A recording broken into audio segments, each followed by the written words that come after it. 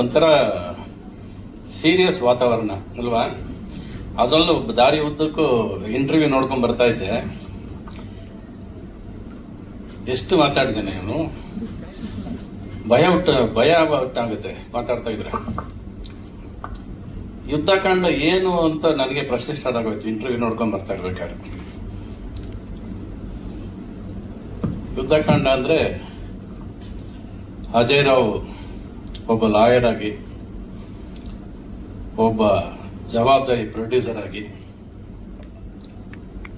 ಅರ್ಧ ಡೈರೆಕ್ಟರ್ ಆಗಿ ಅಲ್ವಾ. ಅವ್ರ ಜೊತೆ ನೀನು ಅರ್ಧ ಡೈರೆಕ್ಟ್ ಮಾಡಿದ್ಯಾ, ಸೊ ಅವ್ರಿಗಾರ ನಿನ್ಗೆ ಅರ್ಧ ಕ್ರೆಡಿಟ್ ಕೊಟ್ಟಿದ್ದೀನಿ ನಾನು. ಆಮೇಲೆ ಒಬ್ಬ ಶಿಸ್ತಿನ ಸಿಪಾಯಿ ಆಗಿ, ಓವರ್ ಆಲ್ ಆಗಿ ಒಬ್ಬ ಫಾದರ್ ಆಗಿ, ಮತ್ತು ಒಬ್ಬ ಜವಾಬ್ದಾರಿಯ ಪ್ರಜೆಯಾಗಿ ಒಂದು ಕಾನ್ಫ್ಲಿಕ್ಟ್, ಒಂದು ಹೋರಾಟ ನಡೀತಿರೋದೇ ಈ ಯುದ್ಧಕಾಂಡ. ಕರೆಕ್ಟ್ ಅದು. That is what is happening inside you. ನೋಡಿ ಎಷ್ಟು ಸೀರಿಯಸ್ ಆಗೋದ್ರು ಜನ ಎಲ್ಲರೂ ಇಲ್ಲಿ. ನಿನ್ನ ಆಸೆ, ನಿನ್ನ ಕನಸು, ನಿನ್ನ ಶಿಸ್ತು, ನಿನ್ನಲ್ಲಿ ಒಂದು ಜವಾಬ್ದಾರಿ ಎದ್ದು ಕಾಣಿಸುತ್ತೆ ಸಿನಿಮಾ ಮಾತುಕತೆಯಲ್ಲಿ. ಅದು ಆ್ಯಕ್ಚುಲಾಗಿ ನಮ್ಮಂಥವ್ರಿಗೆ, ನಾವು ಸಿನಿಮಾ ನೋಡ್ತಿರ್ಬೇಕಾದ್ರೆ, ನಾನು 40 ವರ್ಷ ಸಿನಿಮಾ ಜರ್ನಿ ಮಾಡ್ಕೊಂಡು ಬಂದವರಿಗೆ ಒಂದು ಭಯ ಪಕ್ಕ ಆರ್ಟ್ ಹೊಡ್ಕೊಳ್ಳೋ ಸ್ಟಾರ್ಟ್ ಆಗುತ್ತೆ. ಅಂದರೆ ಅಷ್ಟು ಪ್ರೀತಿಸ್ಬಿಡ್ತೀವಿ ಸಿನಿಮಾನ. We love the cinema so much. ಒಂದು ಸಿನಿಮಾ ಪರದೆ ಮೇಲೆ ಒಂದು ವೈಟ್ ಪರದೆನ ಪ್ರತಿ ಸಾರಿ ಒಂದು ಬಣ್ಣ ಬೆಳಿಬೇಕಾದ್ರೆ ಅದು ಆ ಬಣ್ಣ ಅಲ್ಲಿ ಹೋಗಿ ಮೆಚ್ಚಿಸ್ಕೊಂಡು ಬರುತ್ತೆ. ನಾವು ಖುಷಿ ಇದೆಯಲ್ಲ, ಆ ಖುಷಿ, ಆ ಟ್ರಾವೆಲಿಂಗ್, ಆ ಎಕ್ಸೈಟ್ಮೆಂಟು, ಆ ಪ್ರೀತಿ ನಿನ್ನಲ್ಲಿ ಕಾಣಿಸುತ್ತೆ. I could see myself in you in so many interviews. ಇನ್ನು cinema I think more or less story ಏನು ಅನ್ನೋದನ್ನ ನೀವು ಆಲ್ರೆಡಿ ತುಂಬಾನೇ ರಿವೀಲ್ ಮಾಡಿದ್ದೀರಾ ಅಂತ ನನಗನ್ಸುತ್ತೆ. You already given in to the public what the fight is for ಅನ್ನೋದನ್ನ. ಆಮೇಲೆ ನೀನೊಂದು ಪಾತ್ರವಾಗಿ ಲಾಯರ್ ಆಗಿ ಕಾಣಿಸ್ಕೊಳ್ಳೋದ್ರಲ್ಲಿ ನಿನ್ನ ಪರ್ಫಾರ್ಮೆನ್ಸ್ ಮೇಲೆ ಎರಡನೇ ಡೌಟ್ ಇಲ್ಲ. ಇನ್ನು ಅದೆಲ್ಲ ಬಿಟ್ಟರೆ KGF ಅಲ್ಲಿ ನಮಗಿಬ್ಬರೇ ನೆನಪಾಗೋದು. ಒಂದು ನಮ್ಮ ಯಶು, ಬಿಟ್ಟರೆ ಮದರು. ಆ ಮದರ್ನ ಮತ್ತೆ ಇಲ್ಲಿ ಮರೆಯೋಕ್ಕಾಗತ್ತೆ ನಾವು? ಅಷ್ಟೇ ಪವರ್ಫುಲ್ ಕ್ಯಾರೆಕ್ಟರ್ ನಿಮ್ಗೆ ಇಲ್ಲಿ ಎದ್ದು ಕಾಣಿಸ್ತಾ ಇದೆ. ರಾಜ್ಞಾ, ಎಷ್ಟು ಚೆನ್ನಾಗಿ ಭಾಷಣ ಬಯಾಟ್ ಮಾಡಿದ್ಯಾ ನೀನು. ಅಂದರೆ ನೀನು ಅಷ್ಟೇ ಚೆನ್ನಾಗಿ ಆ್ಯಕ್ಟ್ ಮಾಡಿರ್ತೀಯ ಅಂತ ಗೊತ್ತು ನನಗೆ. ನನ್ನ ಪಿಕ್ಚರ್ ನೋಡಿದ್ಯಾ ಹೋಗ್ಲಿ ನೀನು? ಯುದ್ಧಕಾಂಡ ನೋಡಿದ್ಯಾ? ನಿಮ್ಮ ಅಪ್ಪ ಅಮ್ಮ ನೋಡಕ್ಕೆ ತೋರ್ಸಕ್ಕೆ ಬರ್ತಿರ್ತಾರೆ ಬಿಡು. ಪವನ್ ಬನ್ನಿ ಸ್ಟೇಜ್ ಮೇಲೆ.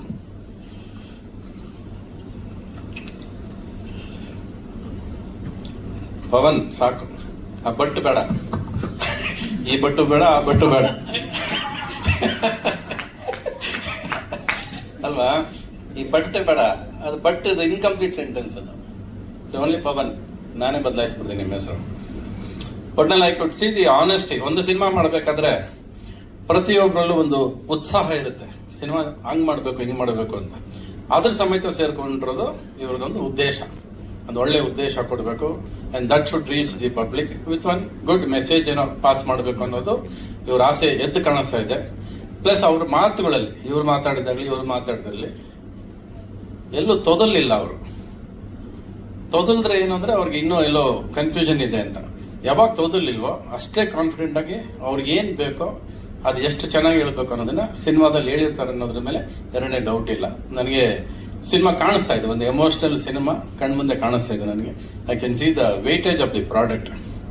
ಇನ್ನೊಂದು ನೀವು ತುಂಬ ಚೆನ್ನಾಗಿ ಮಾಡಿರೋದು ಸಿನಿಮಾದಲ್ಲಿ, ಇವ್ರು ಈ ಜನರೇಷನ್ ಲಾಯರ್ ಭರತ್, ಅಂದರೆ ಬ್ಲ್ಯಾಕ್ ಹೇರ್ಸು, ಮಿಲಿಟರಿ ಆಫೀಸರ್ ಥರ ಕಾಣಿಸ್ತದೆ ನನಗೆ. ಇವ್ರ ಜೊತೆ ಪ್ರಕಾಶ್ ಬಲ್ವಾಡಿ ಅವರು ಗ್ರೇ ಹೇರ್ ಕೊಟ್ಟಿರೋದು, ಅಂದರೆ ಆ ಜನರೇಷನ್ ಅಂತ ಕಾಣಿಸುತ್ತೆ. ಅದ್ರ ಮಧ್ಯೆ ಅಚ್ಚುಕಟ್ಟಾಗಿ ಕೂರಿಸಿರೋ ಈ ಜಡ್ಜಿನ, ಅವ್ರು ನಿಜವಾಗ್ಲೂ ಜಡ್ಜಿ. ಅವರು ಅಂದರೆ ಅಷ್ಟು ಮೆಚ್ಯೂರಿಟಿ ಇದೆ, ಸೀನಿಯಾರಿಟಿ ಇದೆ. ಈ prefers to be a judge. ಅವ್ರ ಮಾತಿನಲ್ಲಿ ಅಷ್ಟು ತೂಕ ಇರುತ್ತೆ. ನಾವು ಅಮೃತ ಮಹೋತ್ಸವ ಶೋ ಮಾಡಿದಾಗ ಅದೇನೋ ಒಂದು ನಾವು ಅಂದ್ಕೊಂಡಾಗ ಆಗಲಿಲ್ಲ ಅನ್ನೋ ಒಂದು ಒದ್ದಾಟ ಇತ್ತು. ಆವಾಗ ಸ್ಟೇಜ್ ಮೇಲೆ ನಾನು ಸ್ವಲ್ಪ ಫೈರ್ ಜಾಸ್ತಿ ಅಲ್ಲ ನಮಗೆ, ಮೈಕ್ ತೊಗೊಂಡು ಇನ್ನೇನು ಕಿರ್ಚೋಕೆ ಹೋದೆ.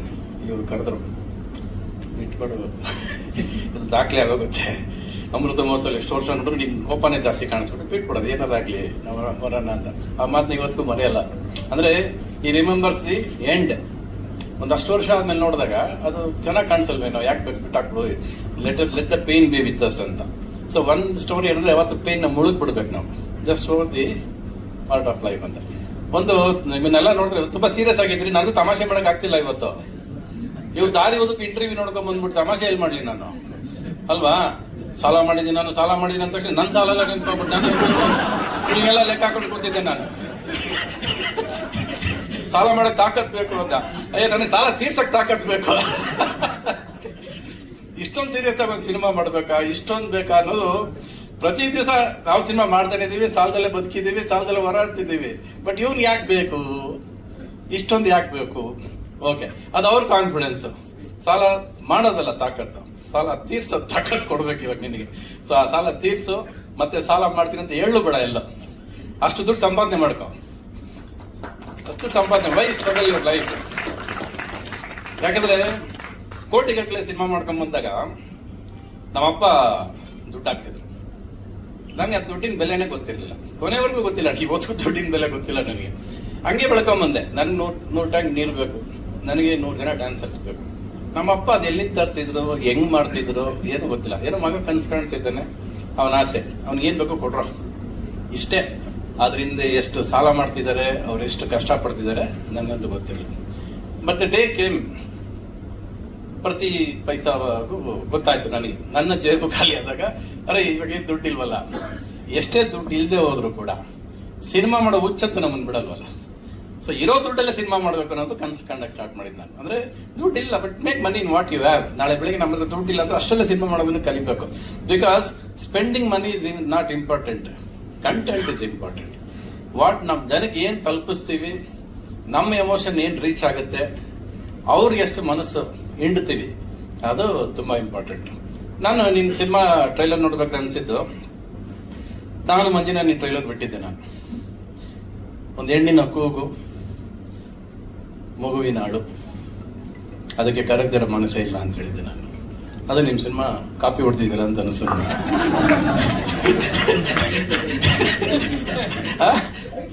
ಟೈಟ್ಲ್ ಅಲ್ಲಿಂದ ಕಾಪಿ ಹೊಡ್ತಿದ್ವಿ ಅನ್ನಿಸ್ತು ನನಗೆ. ಸರಿ, ಓಕೆ, ನಾನದು ಮುಗಿಸ್ಲಿಲ್ಲ ಸಿನಿಮಾನ, ಅದರಿಂದ ತೊಂದರೆ ಇಲ್ಲ. Nice to see a team with so much of dedication, with so much of art felt expressions. ಎಲ್ಲರೂ ಖುಷಿ ಖುಷಿಯಾಗಿ ಸಿನಿಮಾ ಮಾಡಿದ್ದೀರಾ, ಖುಷಿಯಾಗಿ ಹತ್ತಿದ್ದೀರಾ ನೀವು, ಅಲ್ವಾ? ಒಳಗೊಂದು ಖುಷಿ ಇದೆಯಲ್ಲ. ನಾವು ಏನೇ ನಟನೆ ಮಾಡಿದ್ರು ಕೂಡ ಒಳಗೊಂದು ಮನಸ್ಸು ತೃಪ್ತಿ ಅಂತ ಇರುತ್ತಲ್ಲ, ಅದು ನಗ್ತಾ ಇರುತ್ತೆ ಒಳಗೆ. ನಮ್ಗೆ ಖುಷಿ, ನಾನು ಚೆನ್ನಾಗಿ ಮಾಡೋದು ಅನ್ನೋದು. ಆ ನಗು ನನಗೆ ನಿಮ್ಮಲ್ಲಿ ಕಾಣಿಸ್ತಾ ಇದೆ, ತೃಪ್ತಿ ಕಾಣಿಸ್ತಾ ಇದೆ, ಇವನ್ ಮನಸ್ಸಲ್ಲೂ ತೃಪ್ತಿ ಕಾಣಿಸ್ತಾ ಇದೆ, ಮತ್ತೆ ಮಾತುಗಳಲ್ಲಿ ಕಾನ್ಫಿಡೆನ್ಸ್ ಕಾಣಿಸ್ತಾ ಇದೆ, ಗೆಲ್ತೀನಿ ಅನ್ನೋ ಇದು ಕಾಣಿಸ್ತಾ ಇದೆ. ಇದಕ್ಕೆ ನಾವೇನ್ ಮಾಡ್ಬೋದು? What is the contribution? ನಾವೇನ್ ಕಾಂಟ್ರಿಬ್ಯೂಷನ್ ಕೊಡ್ಬೋದು ಅನ್ನೋದು ಒಂದು ಪ್ರಶ್ನೆ. ಅದು ಇವ್ರು ಹೇಳಿದ್ರು, ಏನೋ ಪ್ರತಿಯೊಬ್ಬರು ವ್ಯಕ್ತಿನೂ ಸಿನಿಮಾ ಜವಾಬ್ದಾರಿ ಇದ್ರೆ ನೋಡ್ಲೇಬೇಕು. ಇದು ಅವ್ರು ಹೇಳಿದ್ರು. ನಾನು ಇಲ್ಲೇ ಒಂದು 5 ಟಿಕೆಟ್ ಗೋಲ್ಡ್ ಕ್ಲಾಸ್ ತಗೊಂಡ್ಬಿಡ್ತೀನಿ.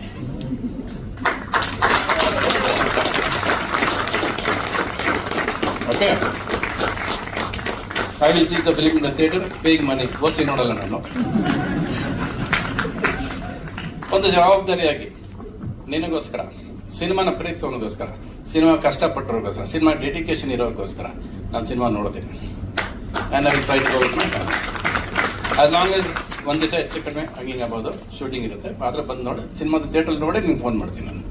ಓಕೆ, ಇನ್ನೇನಾದ್ರು ಹೇಳಿದೀಯಾ? ಬನ್ನಿ ಅರ್ಚನಾ, ಬನ್ನಿ. ಬಾಮ ರತ್ನ. ಅಲ್ಲ ರೀ, ನಾನು ನಿಜವಲ್ಲ ಯಾವ ಇವೆಂಟ್ಗೆ ಹೋದ್ರೆ ಸುಮ್ಮನೆ ಖುಷಿಯಾಗಿ ಬಂದ್ಬಿಡ್ತೀನಿ. ಇದು ಟ್ರೈಲರ್ ಎಲ್ಲ ಮಾತುಗಳು ಕೇಳ್ಕೊಂಡ್ರೆ ಭಯ ಪಟ್ಟ ನನಗೆ ಹೊಡ್ಕೊಳ್ತೆ.